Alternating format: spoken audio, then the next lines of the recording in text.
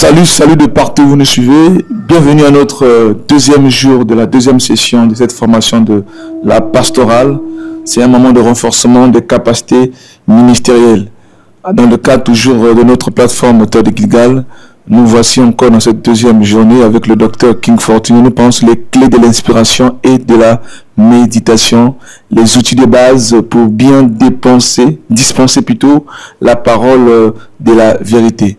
Et hier, nous étions le docteur, il nous a parlé longuement sur les techniques qu'il faut pour méditer, comment adapter chaque mot avec des livres, question de plus mieux comprendre ce que nous méditons. Et avant de rentrer ce que va se faire ce soir, nous allons accorder la parole aux bien-aimés frères et sœurs qui sont en ce lieu, qui vont parler en résumé ce qu'ils ont compris par rapport à hier. Aujourd'hui, on sera plus sur des cas pratiques. C'est que nous allons poser au docteur des questions. Nous mettons souvent la parole de Dieu, commençons de Genèse à Apocalypse, mais parfois des livres et des versets qui nous paraissent vraiment un peu complexes. Et toi qui es en ligne, tu peux toujours aussi laisser ta question. Docteur, moi, tel livre me dérange et prochainement on pourra revenir sur ça. Et voilà pourquoi sur ce, pour nous qui étaient hier, déjà hier, le docteur nous a parlé sur la méditation et comment adapter. Il n'y a pas de plusieurs documents, le nouveau commentaire biblique, comment l'utiliser. Il nous a parlé du dictionnaire biblique et le docteur a cité plusieurs outils pour adapter, pour étoffer notre connaissance, notre façon de faire. Alors sans plus tarder, je vais accorder rapidement la parole au frère Franchel ainsi qu'à la sœur Gloire, nous qui étions là hier. Qu'est-ce que nous avons pu saisir par rapport à tout ce que le docteur a dit, frère Franchel. Merci. Salut à tous. Et moi, de mon côté, par rapport à la séance d'hier, ce que moi j'ai compris, c'est que pour avoir une connaissance assez approfondie, par exemple dans un verset biblique, il y a un certain nombre de documents qu'il faut avoir. Parce que la Bible, les Bibles que nous avons l'habitude d'utiliser ne suffit pas. Par exemple, la Bible Louis Ségan ne suffit pas. Il faut avoir une Bible d'étude pour replacer le verset dans son contexte. C'est ce que moi j'ai retenu hier, la nécessité d'avoir un certain nombre de documents d'études. Donc voilà. Merci frère Franchel de ce que vous avez retenu. Alors on va aller rapidement avec la servante de Dieu, Maman Gloire.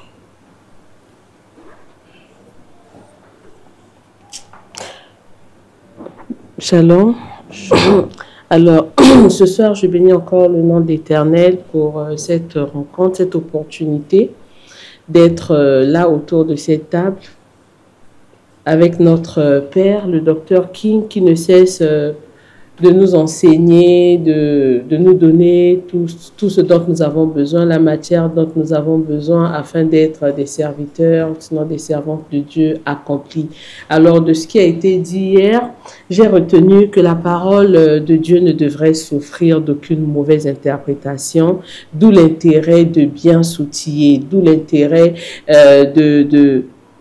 d'acquérir la connaissance dont on a besoin, de tout ce qu'il faut afin de mieux communiquer à l'auditoire, de bien communiquer avec tous ceux qui nous entourent, de bien annoncer la bonne nouvelle.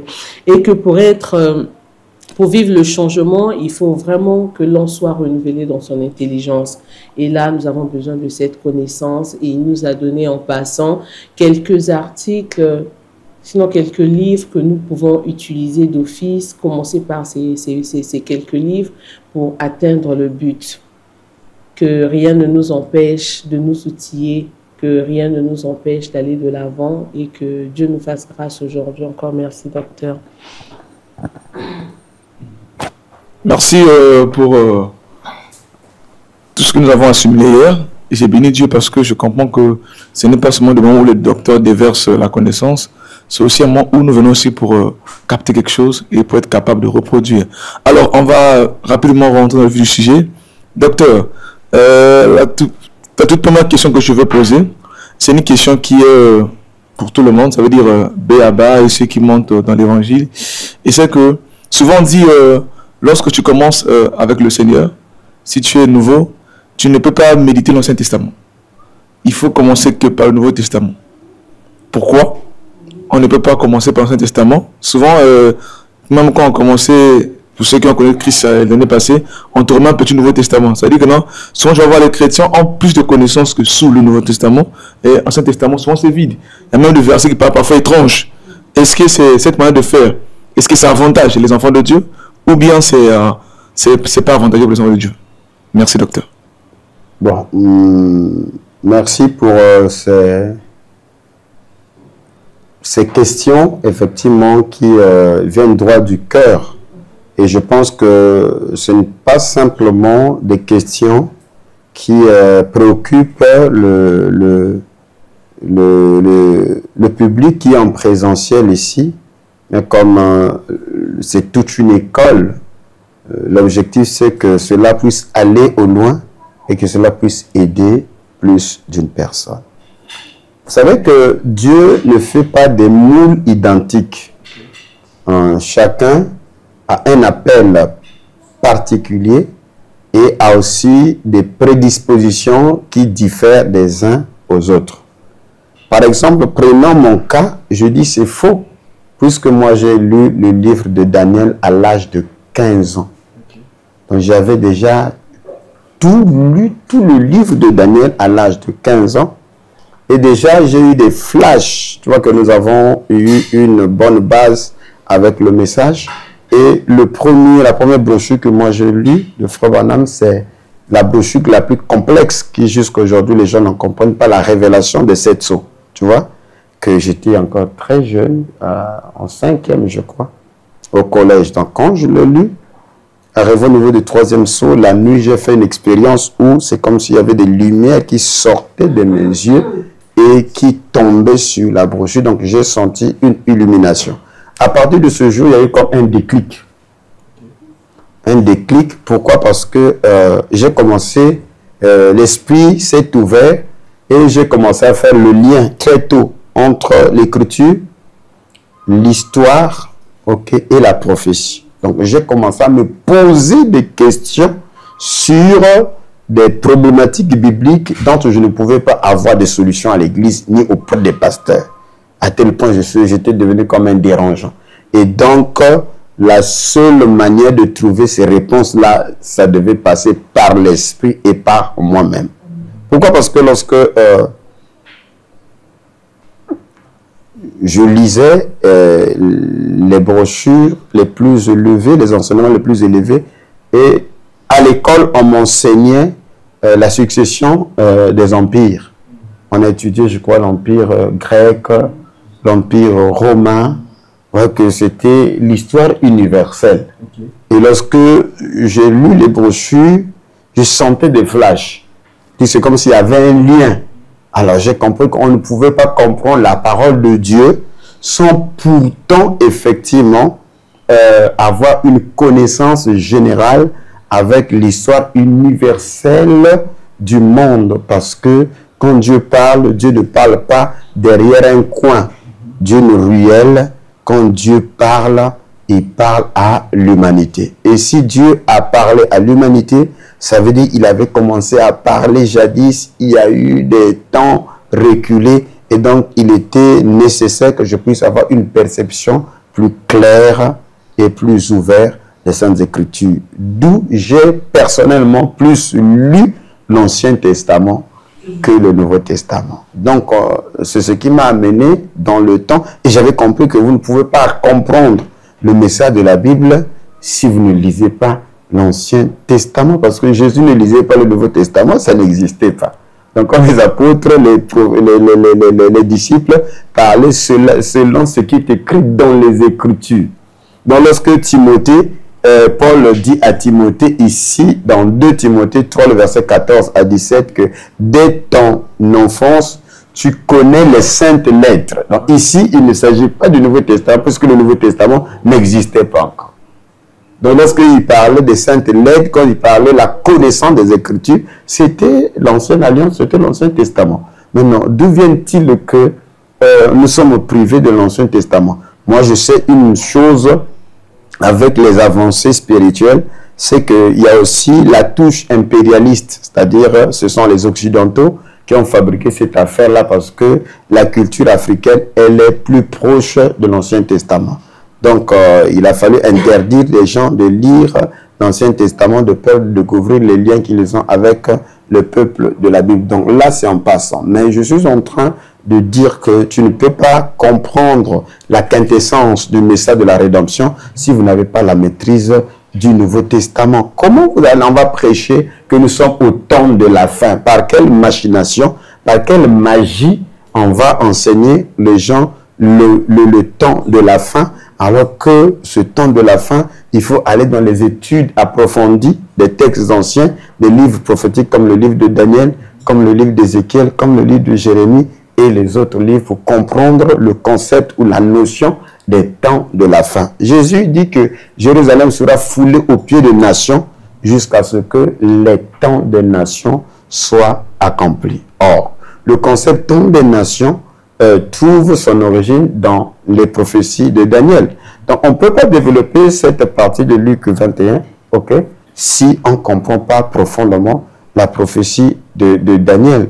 Donc, je pense que c'est une erreur lamentable et je crois que si nous avons pris cette inclinaison ou cette direction, ce n'est pas étonnant qu'on se retrouve avec des chrétiens aujourd'hui très distraits, qui ne sont pas concentrés, parce que lorsque pour comprendre le message de l'Ancien Testament, pour faire les analogies avec le Nouveau Testament et les temps actuels, ça prend du temps. C'est ça ce qui vous plonge dans la méditation, dans la concentration, parce que vous allez étudier pour ressortir effectivement la pensée de Dieu dans le jour dans lequel nous sommes. Et pour cela, il faut l'illumination de l'esprit. Voilà pourquoi le Seigneur, dans le livre de Luc 24, déjà, il a reproché à Cléopas et son ami: « Ô homme dont le cœur est lent à comprendre ce qu'ont dit les Écritures. » Il leur reproche qu'ils étaient lents dans la compréhension et tout ça. Il a fallu que tout ce qui a été écrit dans les psaumes, dans les prophètes et par Moïse puisse s'accomplir. Au verset 45 de Luc 24, il dit qu'il leur ouvrit l'esprit afin qu'ils comprissent les Écritures. Il leur expliqua, en commençant par la loi,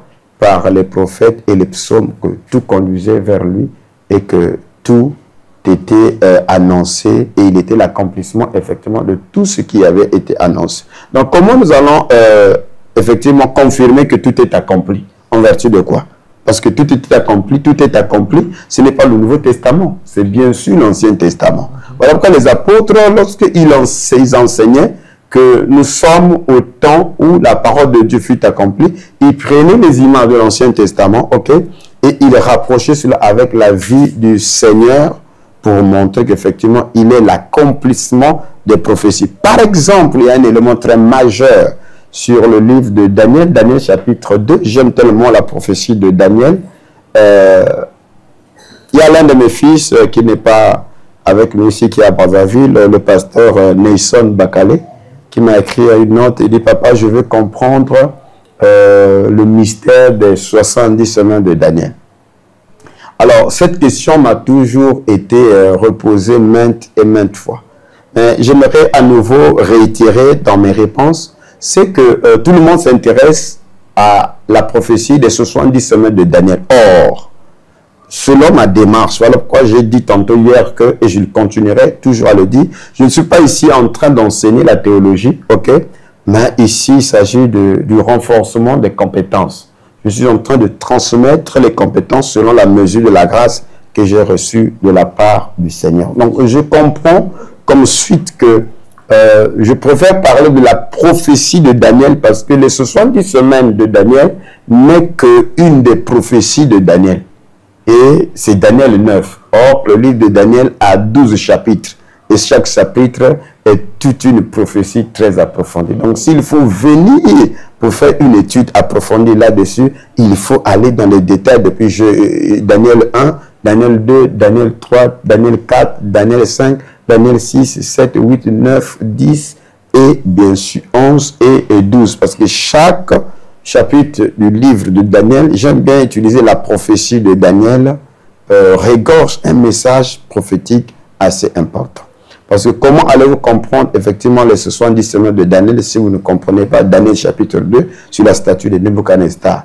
Comment comprendrez-vous Daniel chapitre 9 si vous n'avez pas la vision exacte de Daniel chapitre 7 qui parle effectivement des 4 animaux qui correspondent effectivement à Daniel 2 qui parle des 4 empires universels. Donc, ce qui rejoint ce que je vous ai dit, que c'est à l'âge de 15 ans que j'ai commencé à faire ces similitudes-là. Voyez?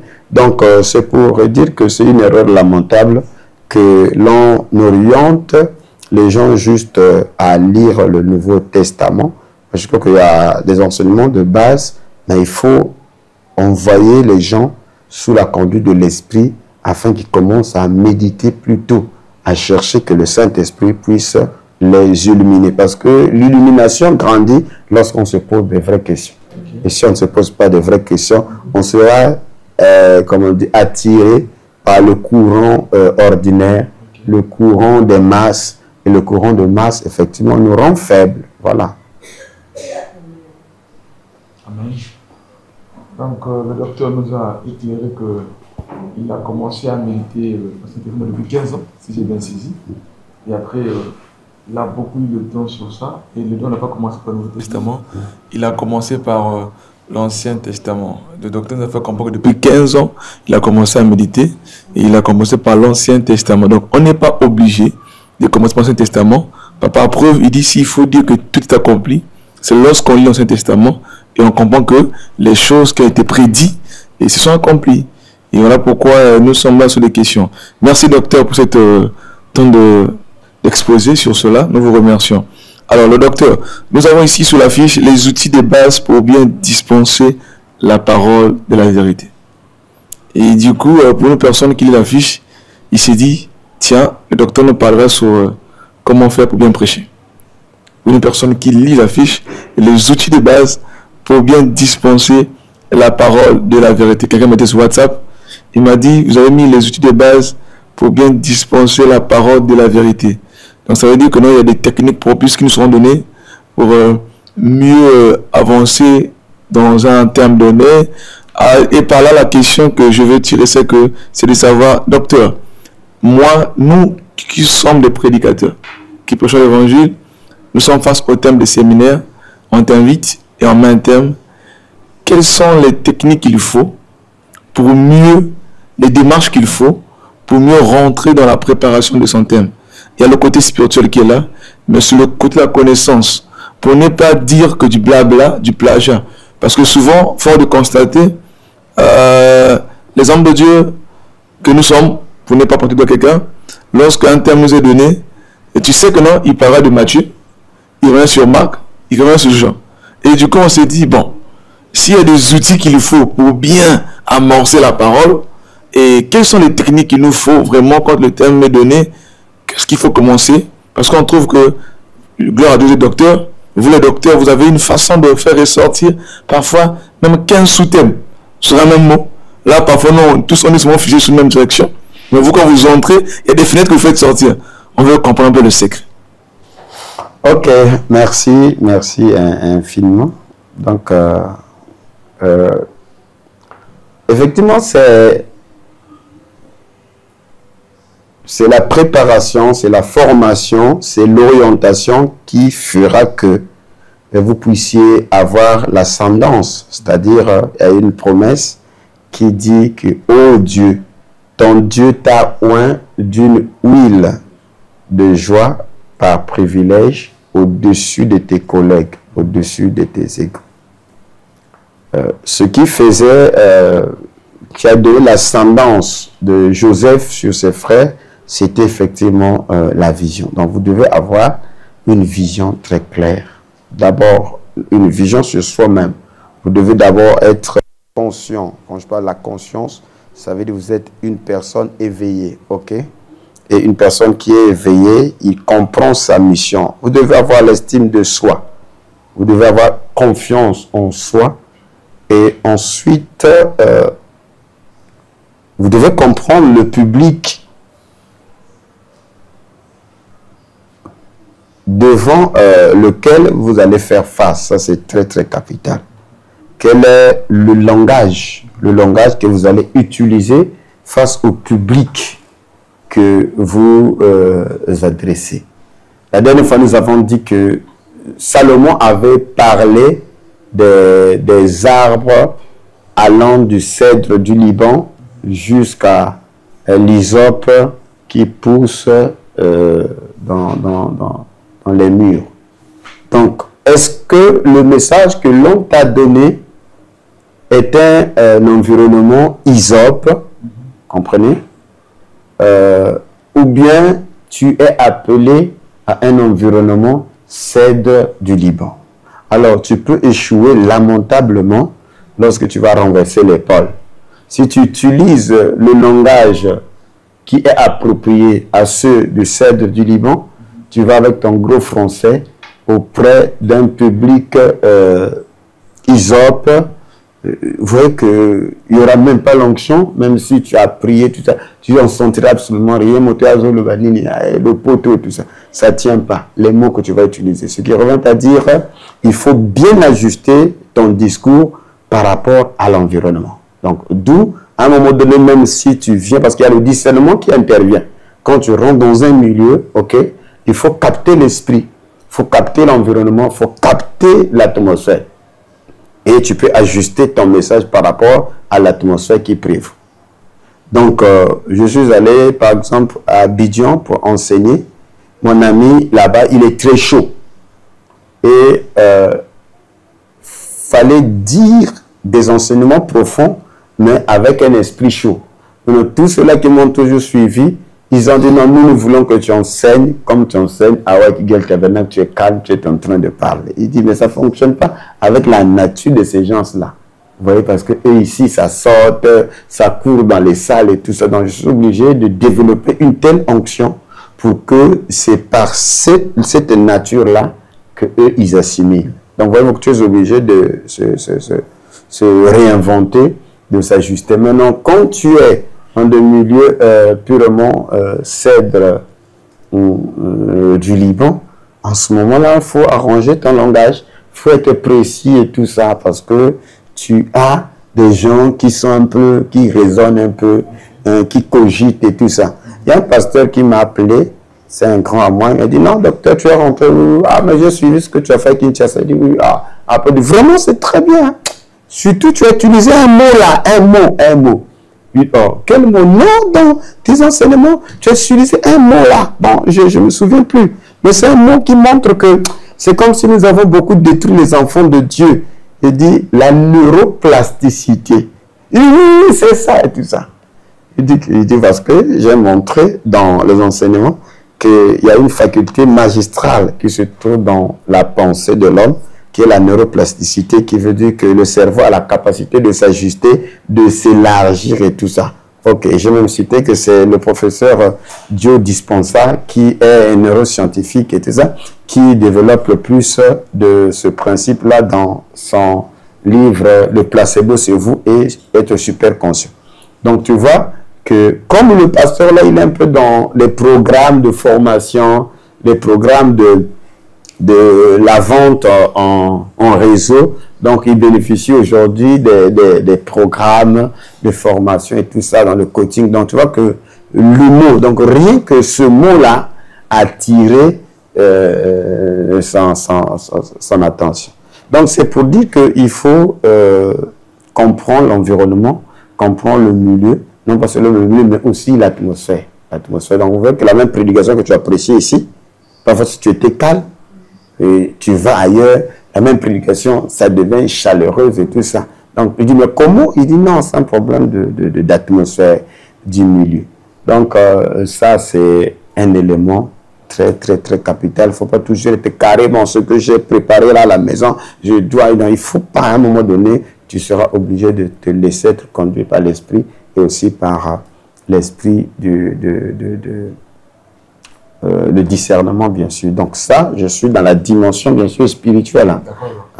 Maintenant, au-delà de cela, il y a effectivement des méthodologies pour vous distinguer, pour ne pas être cru, en fait. Quand je parle cru, c'est brut, quoi. Brut. Par exemple, je prends, et voilà pourquoi j'ai voulu que cette séance, que ce soit une séance de partage cœur à cœur, que vous posiez des questions qui viennent de votre cœur. Sous-entendant que l'on me donnait un message, ou soit, je vous renvoie ça, toi tu es serviteur de Dieu, on te donne de donner un message, par exemple, comme j'ai dit à Kinshasa, que ton règne vienne. ok, ou la venue du royaume des cieux, ok. Donc quelque chose qui a trait la venue du royaume, vous comprenez. Alors vous êtes 10, vous risquerez tous de prendre Matthieu chapitre 6, que ton règne vienne, après ça va saouler les gens. Ça risque de saouler les gens, ça fatigue les gens. Et lorsque le peuple connaît là où tu commences, et là vous allez terminer, alors ça brise la notion de supériorité. Or, il est dit que les disciples ne sont pas plus grands que leur maître, ce sont les disciples accomplis qui deviennent comme leur maître. Donc, le disciple est là parce qu'il a toujours l'envie de grandir.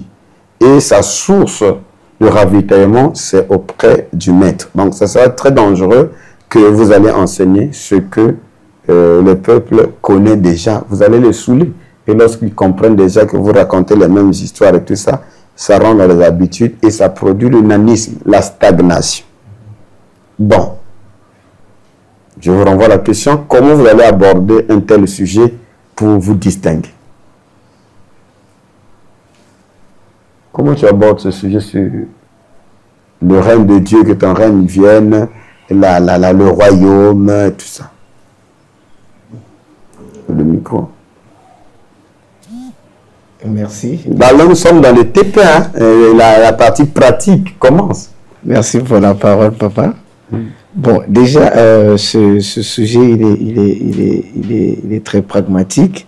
C'est vrai, si on est à 10 personnes, 10 prédicateurs, généralement, beaucoup de personnes vont se baser dans le Nouveau Testament en prenant Matthieu et en prenant Apocalypse, la Nouvelle Jérusalem. Donc, je pense que ça serait quand même innovatrice à mon avis, de prendre le livre des rois, en parlant du roi Salomon. Et donc, en commençant par lui, je peux introduire ce sujet. Je pense que c'est par là que moi, l'inspiration peut venir. Merci pour le thème que vous avez renvoyé à nous. Ça devait aller sur le son de ma troisième question.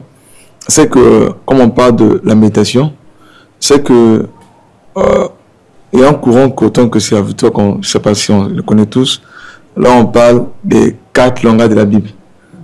La doctrine, la prophétie, la connaissance, hein, et je pense, hein, la révélation. Il y a la révélation, il y a la doctrine, il y a la prophétie et la connaissance. Ça fait 4. Et du coup, je me dis, on dit souvent, si tu n'as pas, souvent ce que j'en dis, si tu n'as pas la maîtrise de ces 4 langages, tu auras du mal à travailler la prédication.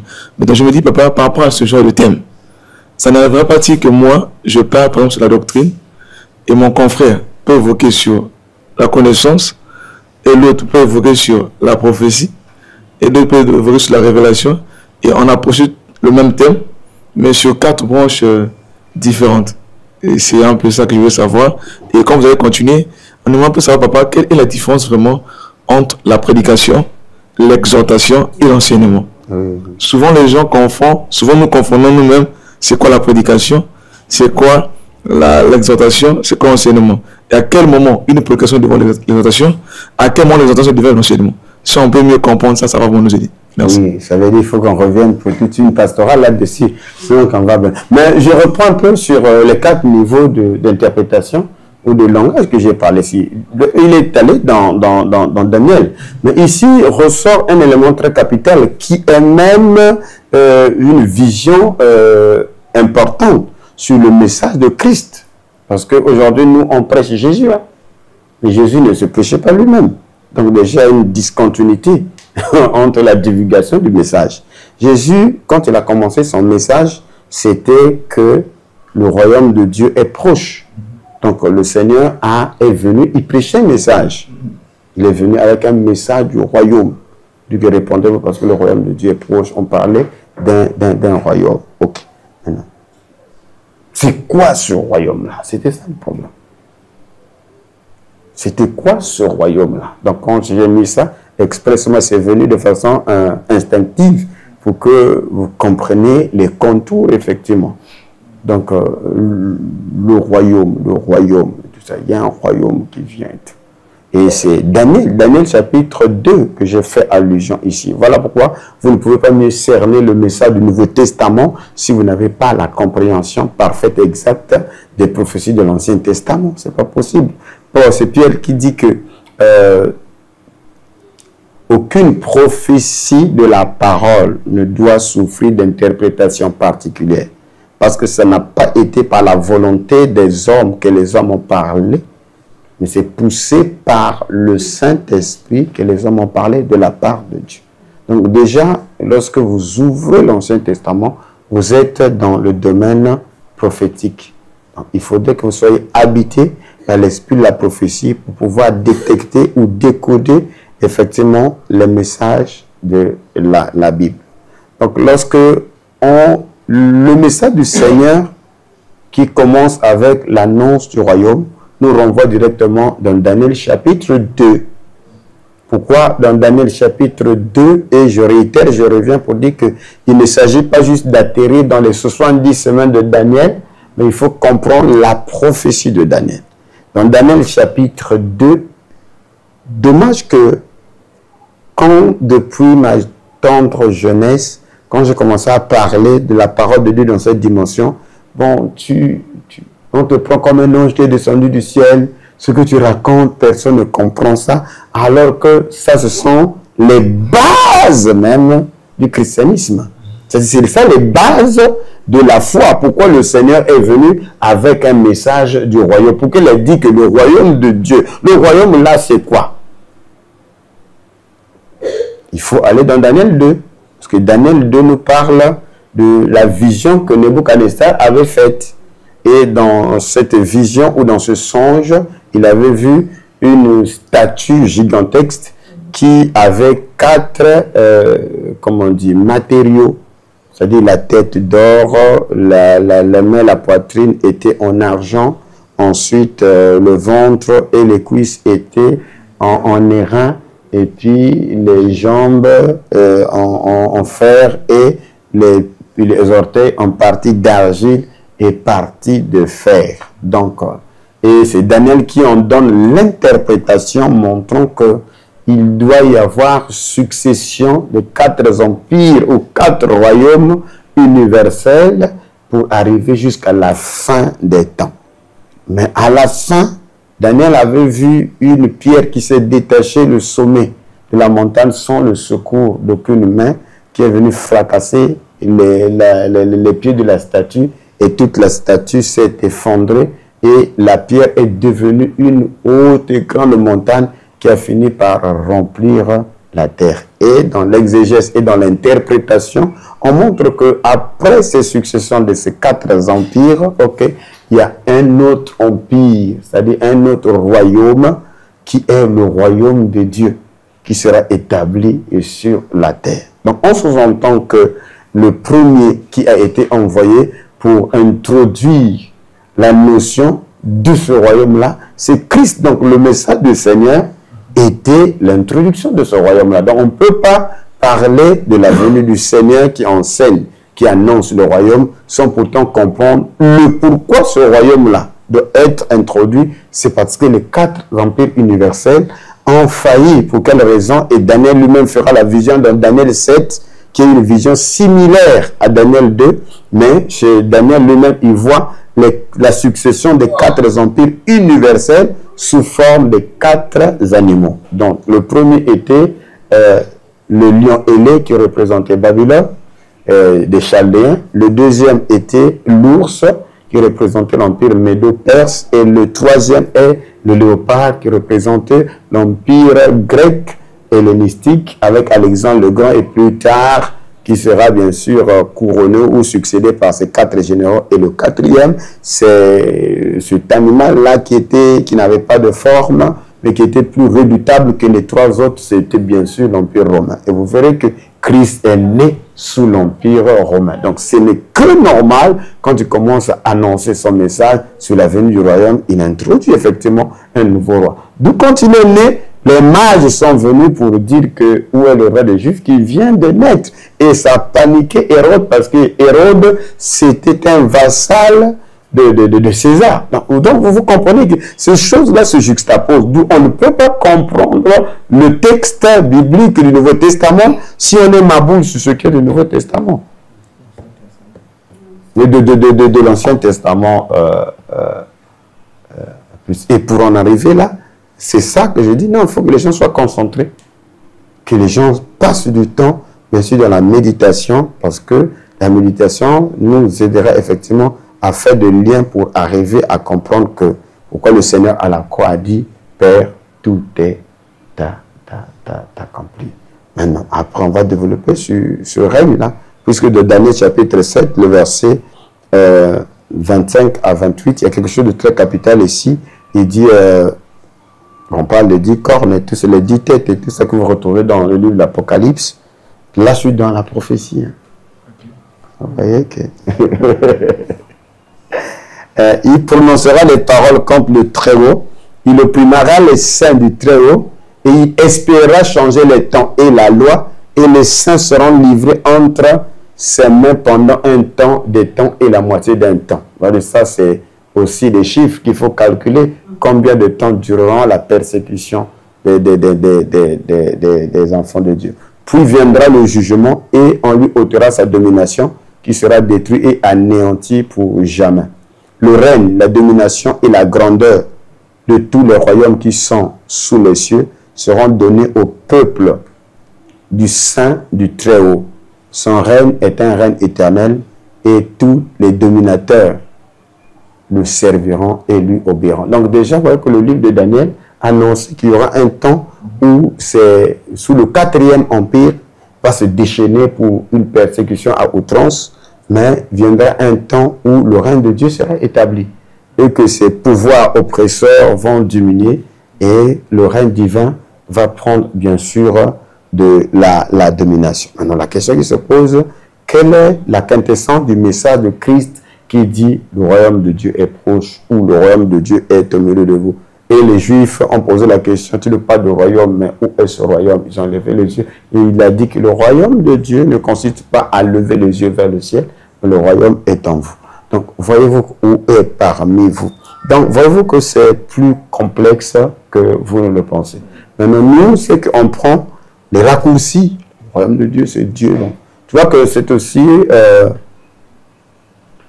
le courant qui a été répandu.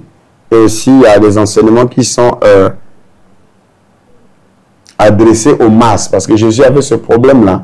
La Bible dit que le jour, il parlait en parabole.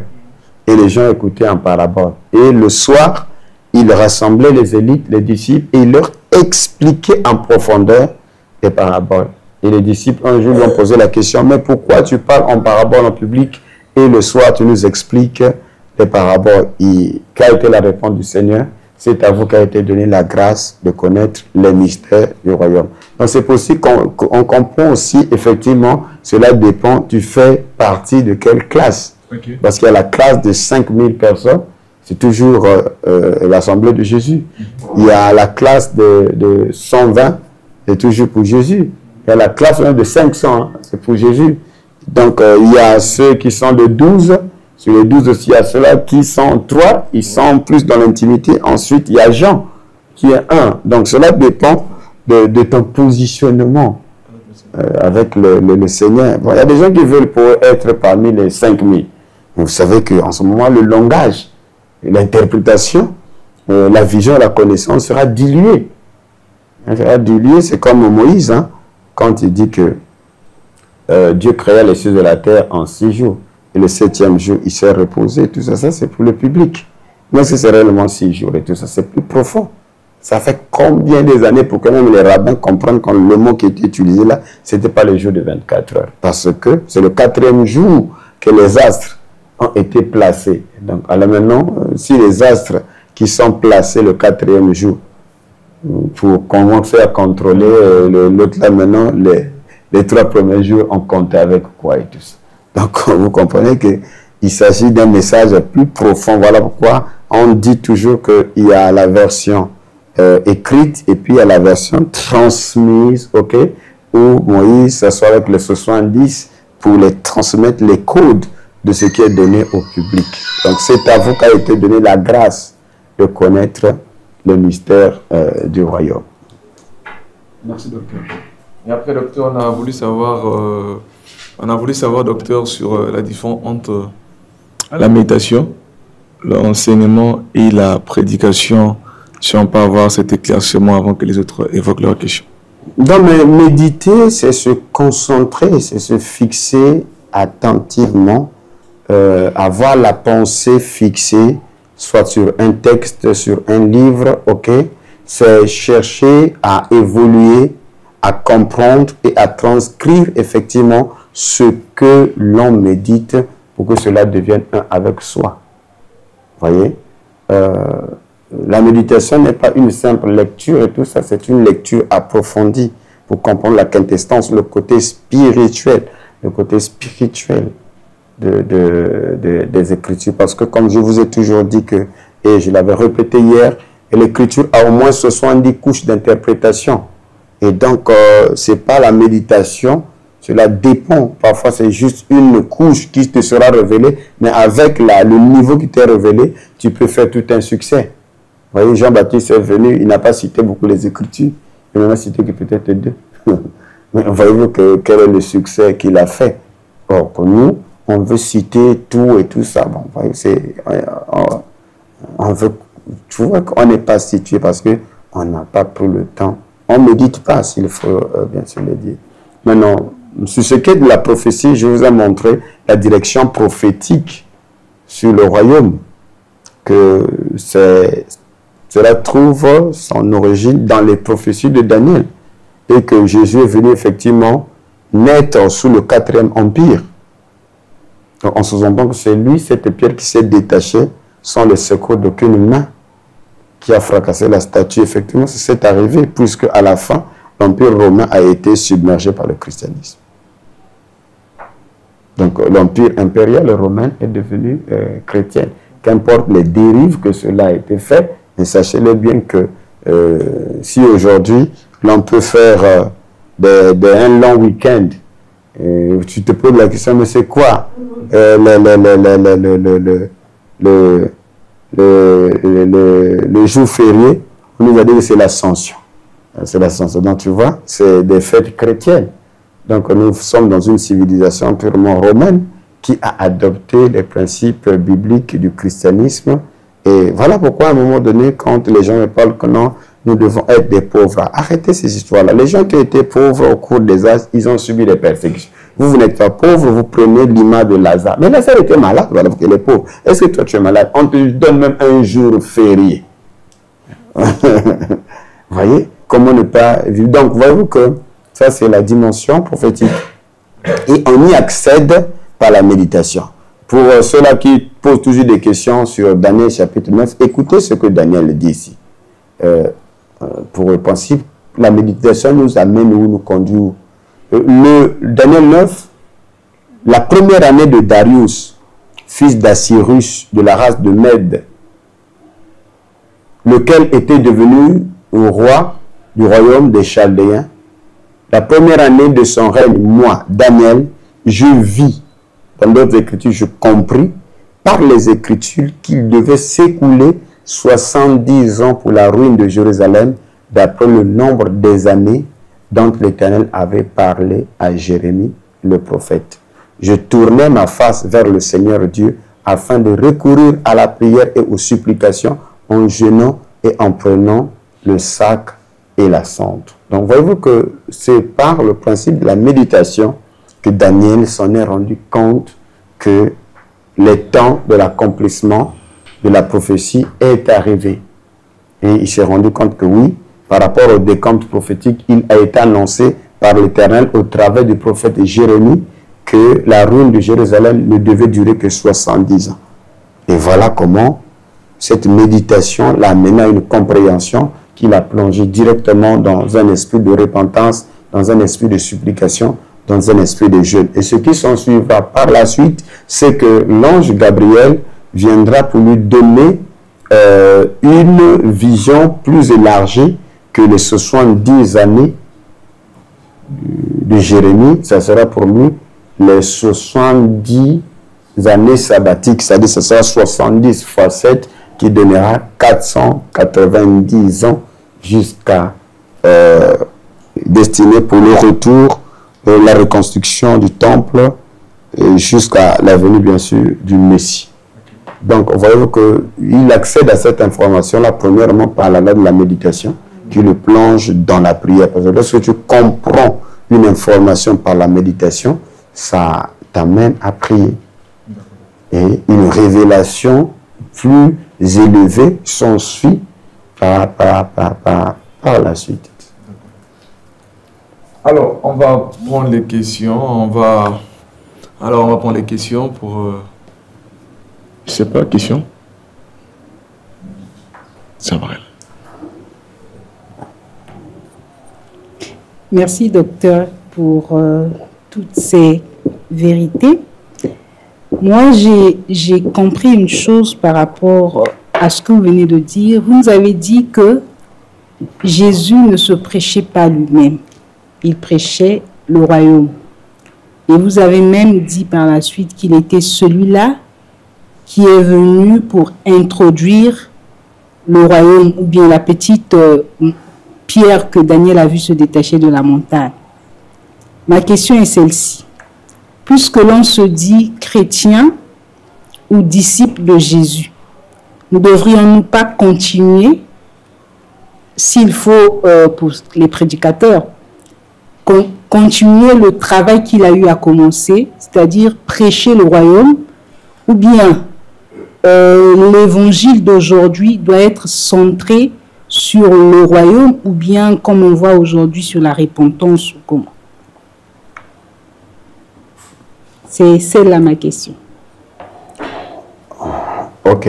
Je crois que la dernière des commissions dans Matthieu chapitre 28, verset 19 à 20, il dit « Allez, faites de toutes les nations les disciples, les baptisant au nom du Père, du Fils et du Saint-Esprit. » Ça s'arrête. Ça c'est la partie repentance. Les gens devaient se repentir. Et le message de Jean-Baptiste était là, la repentance, en vue de quoi? En vue de l'introduire, d'être introduit dans le royaume, c'était ça. Donc le message était bien cadré. C'est d'amener, de préparer le cœur. Et une fois que le cœur est préparé, ça les introduisait dans une période de royauté. Donc, et enseignez-leur à observer tout ce que je vous ai prescrit. Et voici, je suis avec vous tous les jours jusqu'à la fin du monde. Donc, vous voyez que après la repentance, il y a l'enseignement. Enseignez-leur à observer tout ce que je vous ai prescrit. Ça veut dire que le Seigneur a enseigné à ses disciples. Le Seigneur avait des instructions, il avait tout un message qu'il a donné à ses disciples. C'est ça le message du Christ. Et c'est le message du Christ qui est le message du royaume. Jésus donnait son message sous les terminologies. Le royaume de Dieu, voilà que dans ces paraboles, le royaume de Dieu est semblable. Le royaume de Dieu est semblable. Le royaume de Dieu est semblable. Le royaume de Dieu est semblable. Matthieu chapitre 6, quand on lui a posé la question, « Maître, apprends-nous à prier. » Il dit, quand vous priez, dites, « Notre Père qui es aux cieux, que ton règne vienne. » Il ne dit pas du royaume, que le règne de Dieu vienne, que ton règne vienne, que ta volonté soit faite sur la terre, comme cela est fait au ciel. Donc la vision du Christ, c'était une vision de colonisation du ciel, de la terre, à partir du ciel. Voilà pourquoi il est le second Adam. Parce que le but, effectivement, de Dieu, c'est qu'il voulait que la volonté du ciel soit imprimée sur la terre. C'était ça la volonté première. Donc quand on dit à l'homme qu'il devait dominer, il devait assujettir, c'est un règne, c'est un gouvernement, c'est un leadership, c'est toute une influence qui était imposée. Et donc, le péché, la désobéissance est venu pour, en quelque sorte, bouleverser tout ça. Donc, Christ s'inscrit dans la dimension du second homme ou du second Adam. Ça veut dire qu'il vient effectivement pour replacer les choses comme cela était au commencement. Voilà pourquoi, dans l'une de ses dires, dit qu'il n'en était pas ainsi au commencement. Donc, au commencement était la pensée de Dieu qui devait étendre son royaume sur terre, et donc son représentant sur la terre, c'était bien sûr Adam qui devait placer les principes, parce que le système du règne se place, s'établit par des principes. Donc quand le Seigneur dit que ton règne vienne, que ta volonté, la volonté ce sont les principes. Donc le but, en effet, si on est chrétien, c'est que nous faisons office, c'est Paul qui le dit, d'ambassadeur. Donc ce sont des choses comme ça que nous ignorons en effet. Donc, lorsqu'on est déjà office d'ambassadeur, nous faisons office d'ambassadeur, nous sommes dans la gouvernance, nous sommes dans le règne de Dieu. Parce qu'on sera ambassadeur sur terre ici, de quel royaume? C'est ce 5e royaume que Daniel a vu dans Daniel chapitre 2. Donc, voilà, c'était ça le message du Christ. Si ce message a été prêché très tôt, on serait plus loin que vous le pensez. Parce que la tyrannie, le monde présent est gouverné par le système des bêtes. Ces 4 empires qui se succèdent depuis le lion ailé, le système Babylone, qui est transmis son pouvoir au second, qui est l'ours médo-perse, et de l'ours médo-perse, nous passons au panthère, le léopard macédonien, c'est-à-dire grec. Après cela, nous rentrons dans la fusion de ces 3 autres royaumes qui donne bien sûr Rome. Et le système qui gouverne aujourd'hui, c'est le système romain que nous retrouvons dans Apocalypse chapitre 13. Ce qui aboutit au système bancaire, la marque de la bête, qui rend les gens esclaves. Voilà le monde, comment le monde fonctionne aujourd'hui. Maintenant, au-delà de tout ça, le Seigneur montre que il est venu pour réinstaurer le règne divin. Donc, tous ceux qui sont en Christ, ils sont rois avec lui. Et si on est roi avec lui, c'est que nous sommes censés, imposer les principes du ciel sur la terre. Voilà pourquoi Abraham a refusé de prendre les richesses du roi de Babylone, parce que c'était un royaume de la tyrannie qui émanait directement de la révolte de Genèse chapitre 11 avec Nimrod. Et donc ce système-là, c'est un système tyrannique, qui a placé des couches, des inférieurs, des supérieurs, des pauvres, des riches, des esclaves, des libres. Et donc Daniel et Abraham savaient que ces richesses-là sont des richesses injustes. Et ça pouvait amener encore des conflits dans sa vie. Parce que ces rois-là se battaient autour des puits de bitume qui était une annonce. Voilà une autre question que je vous parle là. Donc, si tu veux parler des conflits pétroliers dans le Moyen-Orient, vous voyez que ça a commencé il y a longtemps dans ce qu'on appelle la plaine de Kittim. C'est-à-dire l'Irak, l'Iran et tout ça. Il dit que toute cette vallée-là était remplie de bitume. Donc, Makamba pétrole et Banda Kala. Donc tu vois que c'est aussi des styles pour décrypter la prophétie, bien sûr, des temps de la fin, parce que nous retrouvons toujours les 10 rois. Maintenant, Daniel et Abraham avaient besoin d'un règne suivant le modèle divin. Et celui qui incarnait ce modèle-là, c'était Melchisédek, qui était à la fois roi de paix et de justice, mais aussi sacrificateur du Dieu très haut. Vous voyez?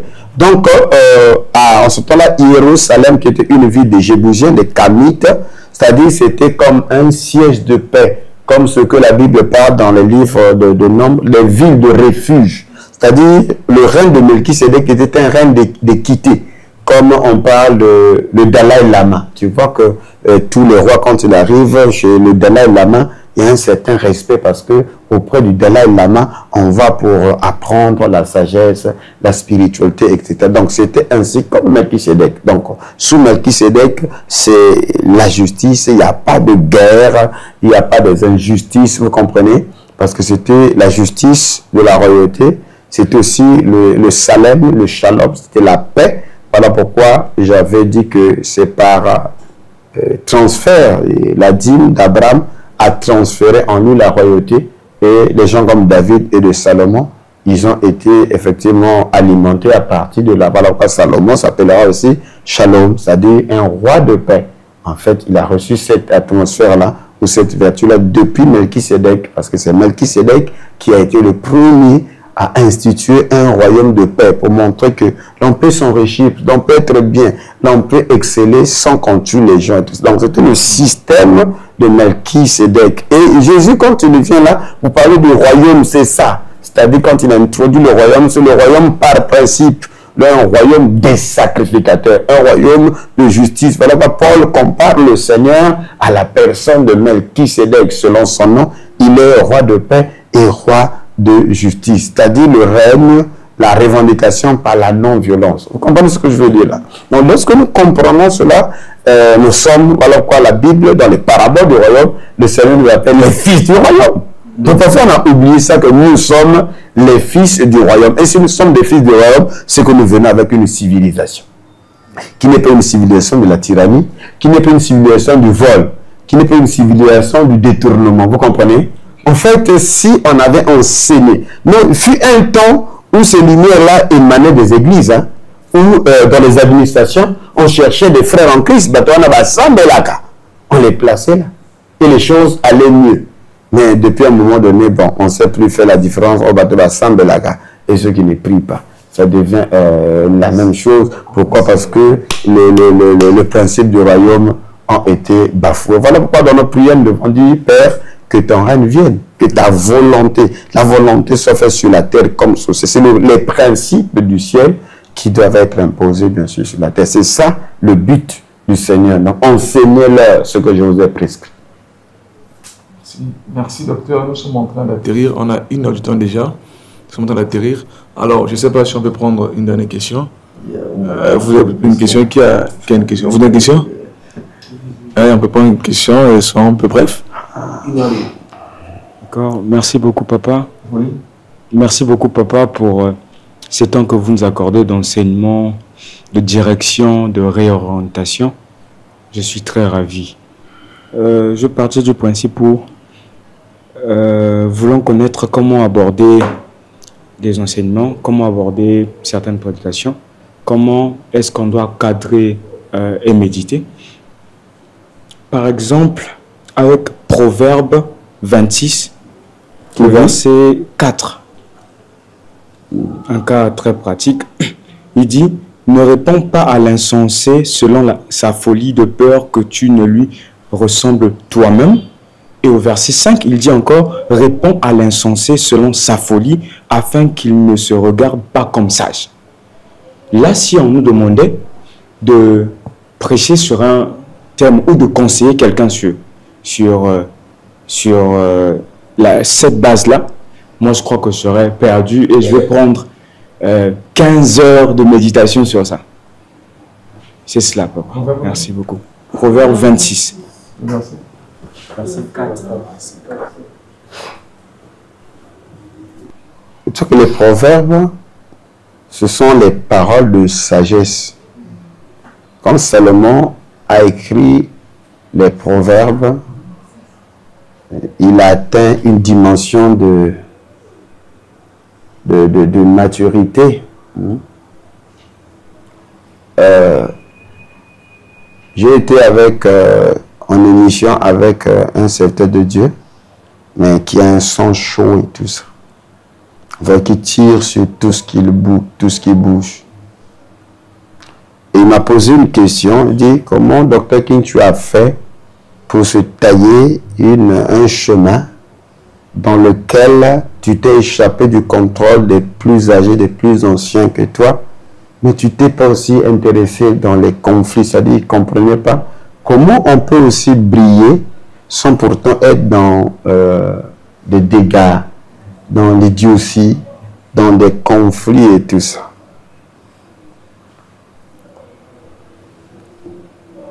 J'ai répondu à la question pour parler à la jeunesse et aussi indirectement à lui qui pose cette question. en disant tout simplement que il faut être focus, il faut se focaliser sur ta destinée, en vertu de quoi faire une guerre. Il y a des guerres qui sont des guerres inutiles. Ensuite, je ne suis pas là à faire des murs, je fais des ponts. Et je lui ai parlé de la sagesse de Salomon. Il y a des guerres qu'il ne faut pas faire parce que, par exemple, tout ce que j'ai appris, c'est que les pères, on les honore. Alors, je ne vois pas si j'honore un père, comment il va me faire la guerre. Donc, je l'honore et je suis focus sur ma direction. Voilà ce qu'il m'a sauvé. Parce que rentrer dans la guerre, il n'y a aucune nation ne peut se développer quand vous êtes en guerre parce que les guerres vous retardent. C'était des réponses extraordinaires et l'émission est volée. Mais à la fin, il dit, tu sais que ça m'a beaucoup touché. Ça m'a beaucoup, il a dit en aparté, ça m'a beaucoup touché. Oh, c'est pas possible tout ça. Et aujourd'hui, il a pris la résolution d'aller réparer les conflits qu'il avait avec les pères. Par contre, il y a un homme de Dieu qui était venu, pendant ce temps qu'on parlait, il attaquait, il dit, oh non, moi je ne suis pas d'accord avec toi, c'est ce que je fais. Et ça a failli déborder là. Après, non, pourquoi tu me dis ça en public et tout ça? Donc tu vois que c'est une orientation ici de savoir comment reprocher et quand le faire. Parce que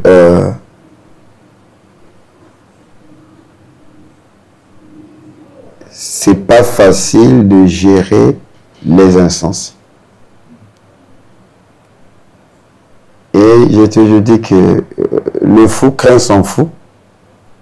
Un fou, il a toujours un fou qu'il craint parce que ça marche ainsi, comme ça. Mais quand tu es sage, il faut avoir de l'intelligence pour parler à des gens qui sont insensés dans le but de les rattraper, de les orienter. Sinon, ça va se retrouver se retrouver dans une autre direction. Et parfois, généralement, c'est toi qui es sali. Parce que lorsque tu te bats avec un fou, et généralement, on dit que toi aussi, tu es comme lui. On m'a expliqué une adage où ça fait rire. Un pilote transportait des fous dans un avion. Et il y a un qui est venu au cockpit pour leur dire, non mais, monsieur, apprends-moi à piloter, parce que c'est extraordinaire. Et le pilote dit, comment je vais t'apprendre? Toi, tu peux piloter? Non, je vais apprendre. Si tu m'apprends là, je vais arriver. Il dit, ah, mais je ne peux pas t'apprendre, il y a trop de bruit. Il dit, comment ça? Il dit, mais je ne peux pas te concentrer, tes amis font trop de bruit. Donc, si tu peux les calmer, alors, je pourrais t'apprendre. Donc, la condition est que je les calme, oui. Et le monsieur est reparti. Après quelques temps, le pilote a constaté que tout était calme. Et le monsieur est revenu. Bon, maintenant, je peux apprendre. Il dit, oh, comment tu as fait pour calmer ces gens-là qui sont derrière là? Il dit, c'était facile. Je leur ai dit que vous dérangez trop le pilote qui veut m'apprendre. Donc, si vous ne voulez pas le déranger, vous ouvrez la porte et puis vous sortez dehors. Parce que le pilote a été calme. Et eux, ils ont ouvert la porte. Et ils ont sauté et tout ça pour sortir dehors. Voilà. Voilà. Donc, c'est des adages pour montrer que, voilà un peu, il y a parfois, c'est pas facile de gérer le fou. Mais sinon, il faut être sage. Ok? Parce que quand on dit la folie, c'est pas toujours la folie comme on dit la folie et tout ça. Donc, c'est pour aussi savoir à quel moment, les proverbes, il faut les méditer. Hein. À quel moment reprocher? À quel moment parler? Vous savez que un jeune homme de rien du tout peut te mener la guerre, peut t'injurer sur les réseaux sociaux. Et le jour que tu es devant lui, il va se repentir. Parce que c'est une folie, c'est l'esprit du groupe. Il y a des enfants qui ne sont pas turbulents, mais quand ils sont dans le groupe, ils peuvent t'injurier et tout ça. Et si tu le blâmes dans le groupe là, il peut encore continuer. Mais le jour où tu le prends en aparté, tu parles avec lui, tu verras que c'est un bon garçon et tout ça. Donc en fait, voilà la réponse qui peut calmer bien sûr la folie d'un insensé. Donc parfois, il faut descendre à son niveau pour le transmettre le message qu'il comprend mieux. Alors vous avez dit que le monsieur a dit que ouvrez la porte, sortez. Et comme c'est tout ce qu'il comprend, ils ont ouvert, ils s'en sortent. D'accord, docteur. Et je pense qu'on atterrit. Oui. Une dernière question. Juste une dernière question. Une dernière question, après on va atterrir. Merci.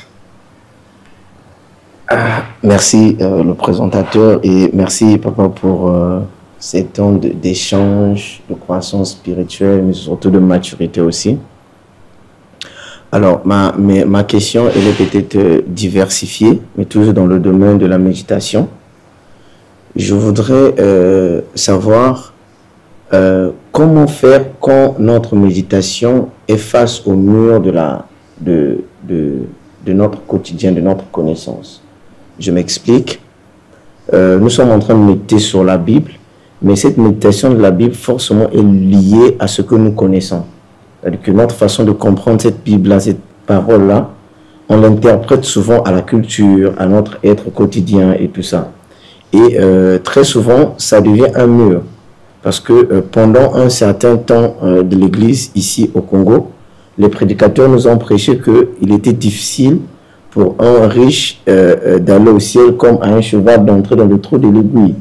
Et très souvent, cette conception nous a donné peur et nous a mis dans un mysticisme qui a fait s'imaginer comment quelqu'un peut rentrer dans le trou de l'aiguille. Et notre conscience était bloquée face à ce mur-là. Et avec le temps, d'autres personnes ont découvert que ce n'était pas ça, ainsi de suite. Alors, qu'est-ce qu'il faut faire quand on est face à ces réalités-là, qui ne sont pas les réalités d'aujourd'hui, qui sont des réalités d'un temps passé, mais dont nous devons chercher la compréhension.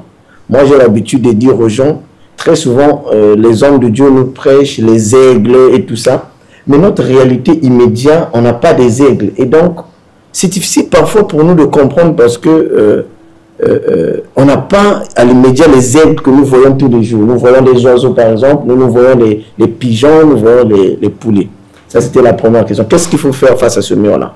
La deuxième question que je voudrais savoir, la Bible n'est pas un livre linéaire. C'est un livre où on a jeté là-bas, on a jeté là-bas. Le seul livre dont moi je trouve bien de méditer, c'est par exemple le Cantique des Cantiques, où on sait que dans ce livre-là, on ne parle que de l'amour. Donc si je veux méditer sur l'amour, comment être un bon séducteur, je sais que je peux aller là-bas. Mais si je veux être un homme riche, je n'ai pas un livre dans la Bible que je lirai et je vais méditer de A à Z, qui me parle de la richesse dans sa façon globale et élargie. Et ça aussi, nous sommes devant un mur parce qu'on a cette difficulté-là. Tu vas lire ce qui est écrit là-bas, après parfois c'est contradictoire à un moment à ce qui est écrit à gauche. On est bloqué en fait sur ce volet-là. Et donc, nous bénéficions de cette plateforme pour que, à la lumière de la révélation que Dieu vous donne, nous puissions comprendre ces choses et certainement que ça va nous bénir. Merci, c'était mes seules questions. Okay. Bon, effectivement, j'ai parlé de la contextualisation hier, bien que tu ne sois pas là, d'où j'ai dit qu'il nous faut des outils, pratiques. Et parmi les outils, j'ai parlé de la Bible déchiffrée. Il y a aussi d'autres manières comme la Bible avec référence archéologique et tout ça. Et c'est dans cette Bible-là où, effectivement, quand vous irez à la partie du texte du Nouveau Testament, ça vous renvoyera effectivement à la réalité actuelle, ancienne, qui va vous montrer que le trou d'une aiguille, là, c'est pas l'aiguille d'aujourd'hui. Vous voyez? Parce que, par exemple, le chemin de fer, il y a aussi, non, c'est un aiguilleur. Or, il y travaille dans les aiguilles. C'est pas l'aiguille de couturière, vous voyez? Mais le trou d'une aiguille, c'était une des portes, comme une poulie, qui faisait que quand les gens venaient, parce que la porte se fermait vers le soleil couchant, avant le coucher du soleil, parce que les gens étaient déjà à l'intérieur de Jérusalem parce qu'il y avait l'offrande du soir. Donc maintenant, les gens étaient obligés d'attendre dehors. Et maintenant, puisque la porte était des villes fortifiées, pour qu'on te fasse rentrer, il y avait comme une poulie. On te prenait, on vous soulevait et on vous introduisait dans la ville. Et il y a une scène où Paul, effectivement aussi, il avait fui, on l'avait fait fuir dans un panier qu'on a fait descendre comme lorsque les femmes puisent de l'eau et tout ça. Donc c'était l'aiguille. Vous comprenez? Maintenant, il faudrait effectivement des manuels qui vont vous montrer ces éléments-là. Par exemple, ici, vous voyez que l'étiquette de la Bible déchiffrée, il y a comme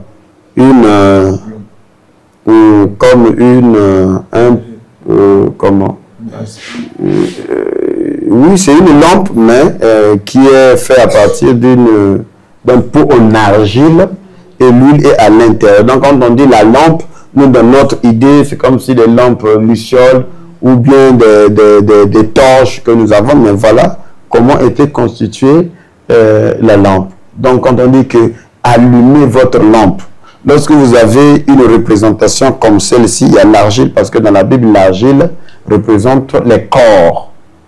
Donc, tu vois que tu as l'interprétation ou l'application de l'huile qui se trouve à l'intérieur d'un homme qui fait allumer la mèche, etc. Donc, tu vois que tu commences à avoir une vision plus exacte lorsqu'on dit que vous devez allumer la lumière pour que vous deveniez, quand on dit vous êtes la lampe qui brille dans l'obscurité. Voyez-vous que on a l'impression que c'était les lampes en alu, c'était pas des lampes en alu, c'était des lampes en argile et tout ça, et l'huile était à l'intérieur. L'huile, c'est le symbole du Saint-Esprit. Donc, ces éléments-là, quand vous les avez, quand vous comprenez, ça peut mieux vous aider à mieux faire passer, bien sûr, le message. Donc, il faut des documents. Mais aujourd'hui, avec l'Internet, il y a plus même des programmes, hein, des programmes actuels pour avoir ce genre de référence.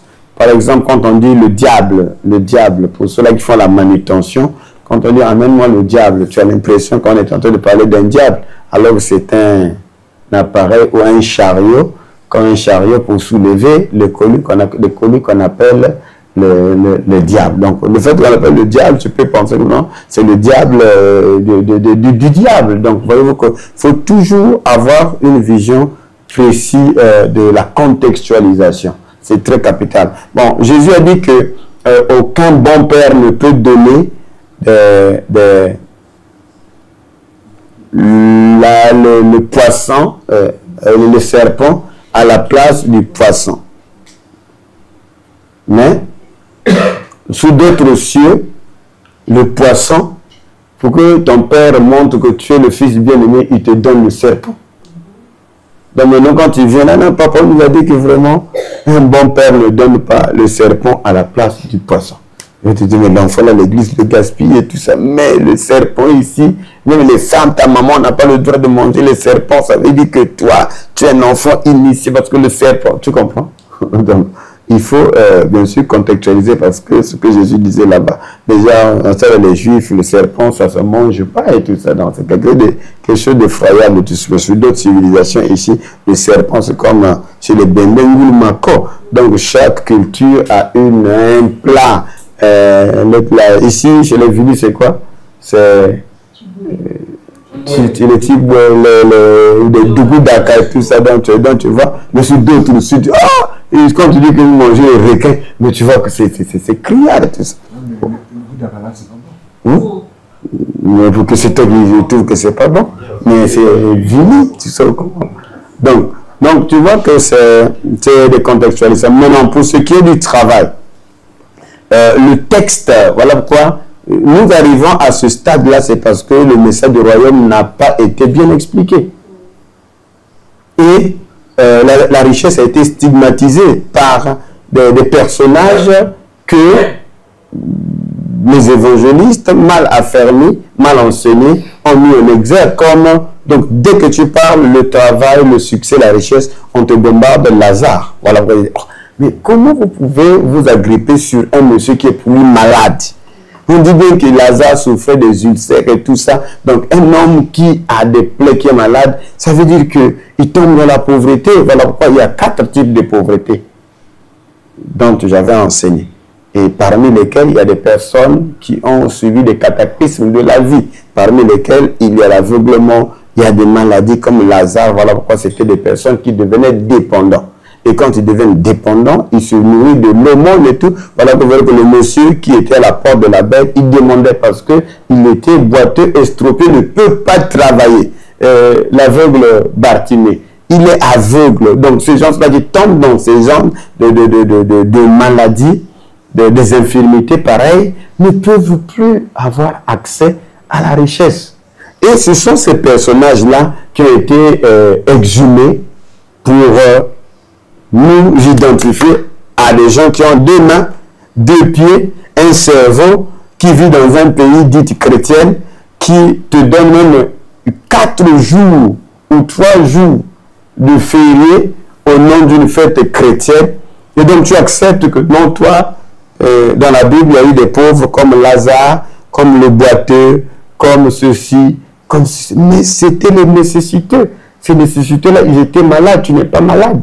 Donc voyez-vous que personne n'a eu le temps de se poser de vraies questions. Donc tu trouves des personnes valides, intelligentes, ôtées, éveillées, parmi lesquelles il y a Lévi. C'est-à-dire Matthieu, c'était un inspecteur d'impôts. Vous voyez? Les gens, les frères de Jean et Jacques, c'était les fils de Zébédée. La Bible dit que lorsque Jésus a été introduit dans le lieu de jugement, Jean est rentré, mais Pierre n'est pas rentré.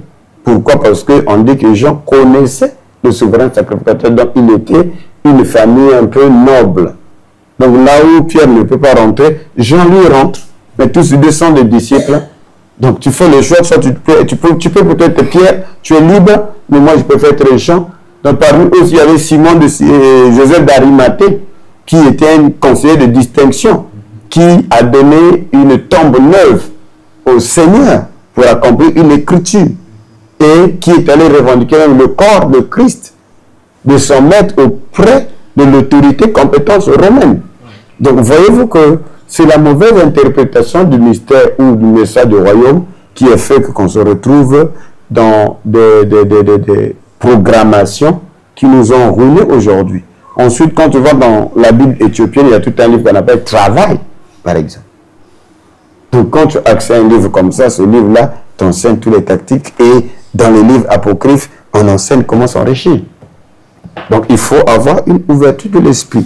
Même en dehors de cela, il n'y a pas seulement la Bible qui vous enseigne, mais il y a l'école de la fourmi que Salomon a enseigné. Dans les proverbes et tout ça, Salomon a parlé bien sûr du sommeil qui engendre la pauvreté et tout ça. Et c'est de comprendre, voilà, que vous devez lire l'Ancien Testament, vous verrez qu'il y a comme on dit, une contradiction entre le message qui est divulgué aujourd'hui, parce que toutes les fois qu'Israël tombait dans la pauvreté, c'était à cause d'une désobéissance. Quand ils désobéissaient, ils tombaient dans la pauvreté. Mais sinon, que le but pour lequel Dieu les a appelés, c'est pour qu'ils soient bien.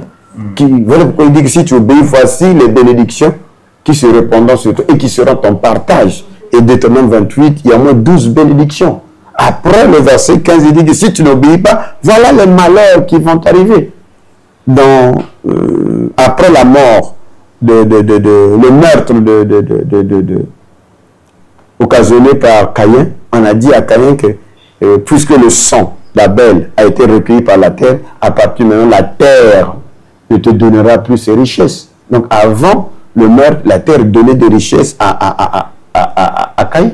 Donc c'est pour comprendre d'abord que la bénédiction, elle est d'essence divine. Et Dieu a régi ces bénédictions par l'observation d'un certain nombre de lois. Et ceux-là qui se sont enrichis avant, dans l'Ancien Testament, ils étaient en connexion avec ces lois-là. Et tout allait mieux pour eux. Donc ce Dieu-là ne peut pas envoyer son Fils unique pour venir changer la donne, afin que lorsque vous croyez en lui, vous commencez à souffrir. Non, ce n'est pas possible. Il a dit, il a répondu à la question, la question de Pierre et les autres. Nous qui avons tout abandonné, qu'est-ce qui nous est réservé? Il a dit quoi? C'est au centuple des frères, des sœurs, des mères, des pères, des terres et des maisons avec des persécutions dans ce siècle-ci et la vie éternelle dans le siècle à venir. Donc, c'est pour ainsi dire que Dieu a promis des bénédictions avec des persécutions. Et nous avons confondu persécution et pauvreté. La persécution n'est pas la pauvreté. Donc nous avons enseigné la pauvreté comme étant une bénédiction. Alors Jésus n'a pas promis la pauvreté, il a promis des terres, des mers, des maisons avec des persécutions. Pas la pauvreté. Parce que la pauvreté c'est un manque de croissance, manque de développement, manque de succès, un manque de multiplication. La loi divine est une loi de multiplication. Donc, je pense que ce n'est pas la Bible en elle-même, ce sont les informations négatives qui nous ont été transmises de génération en génération, qui nous bloquent effectivement à voyager profondément pour comprendre la bonté, l'amour de Dieu envers nous. Mais sinon que si vous méditez profondément la parole de Dieu, vous comprendrez que non, c'est anormal pour un fils de Dieu d'être pauvre. Ce n'est même pas normal. Alors, merci docteur pour ce temps d'exposé. Nous bénissons le Seigneur pour ce moment d'échange que nous avons passé avec le docteur, avec les serviteurs et servantes de Dieu en ce lieu. Et merci pour tous ceux qui nous ont suivis en ligne. Et nous encore une fois de plus merci au docteur. Et après, je crois que par la grâce de Dieu, un jour nous aurons des moments d'échange sur le chrétien et la richesse. On va un peu évoquer ce qui lie le chrétien et la richesse. C'est parfois des thématiques qu'on ne touche pas vraiment. Et après, on va souvent, nous les chrétiens, on pense que la pauvreté, ça rassure le royaume des cieux. Et la richesse, ça te rapproche de l'enfer. Et un jour, Dieu nous fera grâce, nous revenons sur ça, le chrétien et la richesse. Alors, vous avez été nombreux de nous suivre. Et nous voici à la fin. On va prendre la prière pour clôturer. Et on va laisser le docteur qui va prier pour clore ce moment-ci. Merci. Et tu pries? Alors, on va prier.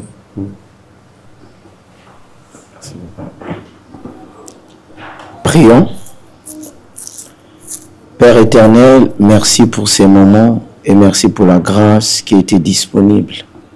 Merci pour notre Père, pour le don et le dépôt que tu as mis en lui. Seigneur, nous croyons que l'ange avait dit à Josué, médite ce livre. La méditation était la clé du succès de Josué qui était resté pour perpétuer l'héritage de Moïse.